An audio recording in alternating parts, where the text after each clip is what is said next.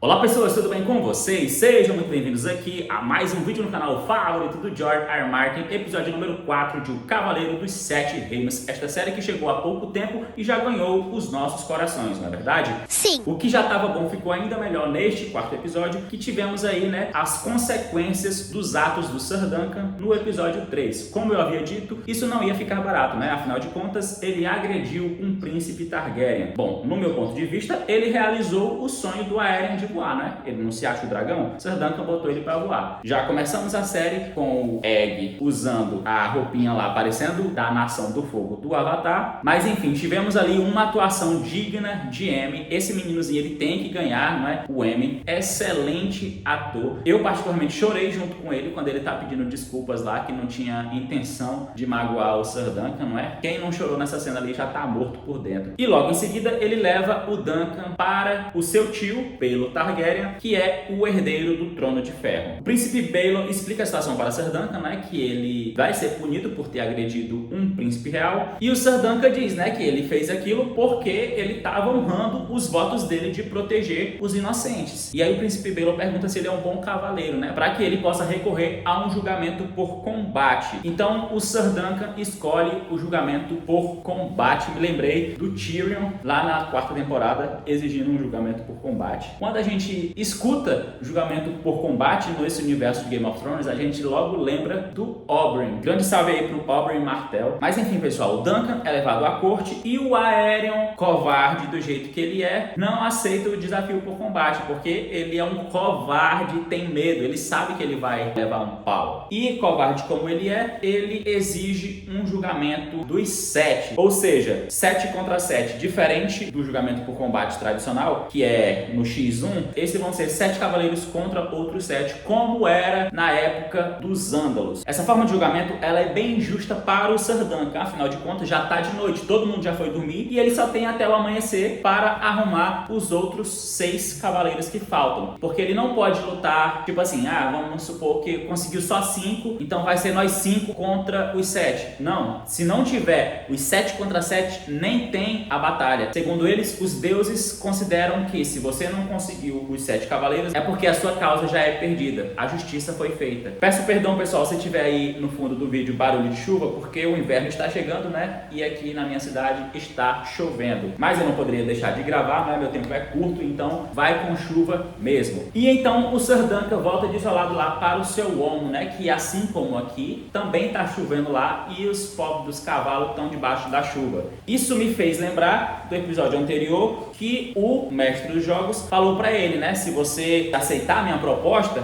você vai ter dinheiro para comprar pelo menos um teto para morar, né? E não ficar debaixo da chuva, porque vai já chover. E aí corta para cá, realmente tá chovendo, o Duncan tá pegando chuva, os cavalos estão pegando chuva e a gente fica com pena do personagem, né? O bicho é um ferrado. Mas chega o Raymond Foster, né? O amigo fiel, leva o Sir Duncan para debaixo de um teto e eles contam a situação para o Stefan Boswell, que promete que vai lutar pelo Duncan. Ele demonstra não ter nenhum apreço pela casa Targaryen e que não tem medo deles porque eles não têm mais dragões. Então ele promete pro Sir Duncan que vai atrás dos outros cavaleiros e o Sir Duncan sente ali um fio de esperança. Logo em seguida aparece o Egg, escudeiro fiel, trazendo consigo seu irmão mais velho, Daeron, o bêbado, que estava lá naquele boteco. E quando o Baker, o pai deles, foi atrás dele, ele falou que o Duncan tinha sequestrado o menino. O Sir Duncan fica pistola, parte para cima dele e o Egg pede para ele parar. Deram conta para ele que ele não quer saber de julgamento nenhum e que é só triscar nele que ele vai cair logo, que ele não quer saber dessa pataquada. O Egg se despede do Duncan dizendo que vai atrás dos outros cavaleiros para ajudar nesta causa. Então Daeron vai conversar a sós com o Duncan e conta para ele de novo que sonhou com ele. Mas explica que os sonhos dele não são comuns. O príncipe Daeron, ele, assim como a Helena de House of the Dragon,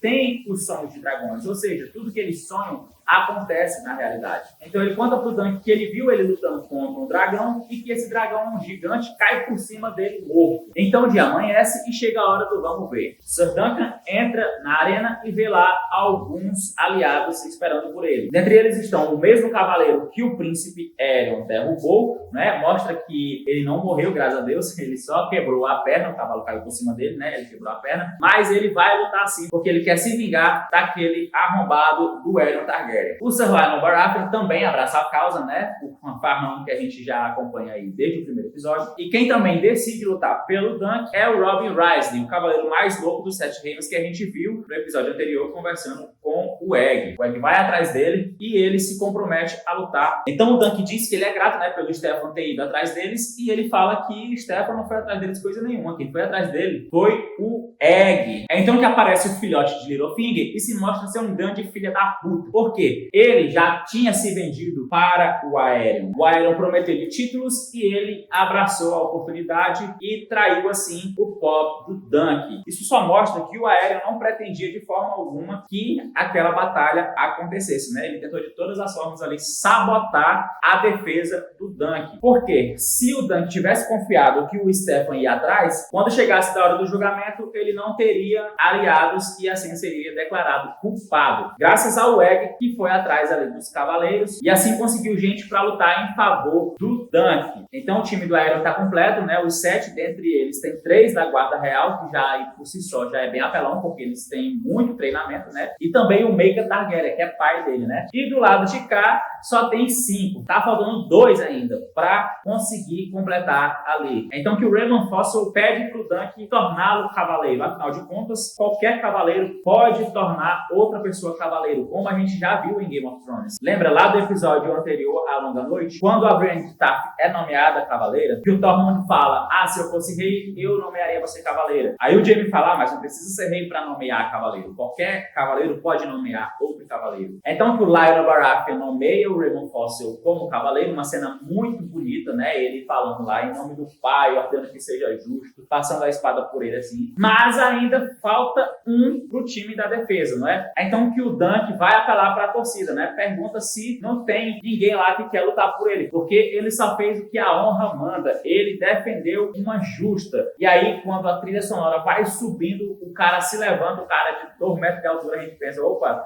um cara de peso pro time dele, e o cara vai lá e solta uma bufa. Lembrei de quando a professora falava, se você não quer estudar, você sai da sala. Aí o engraçadão da turma levantava e ia jogar papel no lixeiro. O cara levanta, tira uma onda com a cara do Sir Duncan e todo mundo sorri. E quando tudo parecia perdido, as portas se abrem e chega um cavaleiro para lutar em favor de Sir Duncan. Quando tira o elmo, é ninguém menos que o príncipe Baelon Targaryen, craque do jogo, decidiu lutar ali pela causa do Sir Duncan, o que deixa o Maegor indignado. Como assim você vai lutar contra nós, você vai lutar contra a sua casa? E aí ele diz que o Duncan só estava defendendo os justos e que esse era o dever de todos os cavaleiros. E tudo isso enquanto toca a trilha sonora de Game of Thrones. Maluco, eu chorei na hora, cara. Quando começou a tocar a trilha sonora de Game of Thrones, eu arrepiei todinho, já comecei a chorar, porque eu senti novamente Game of Thrones no seu auge. Foi épico demais. O Baelon Targaryen foi gigante nessa cena e o pessoal começou a aplaudir, porque o Baelon, ele tem, né, apoio popular. Ele é um cara bom, ele é um cara honrado, ele é um dos Targaryen que presta. Então, ele provou ali, né, ser um cavaleiro de verdade e decidiu lutar pela justiça. Ele sabe no seu interior que o Aerion foi injusto, né, que o Aerion foi desonrado. Então,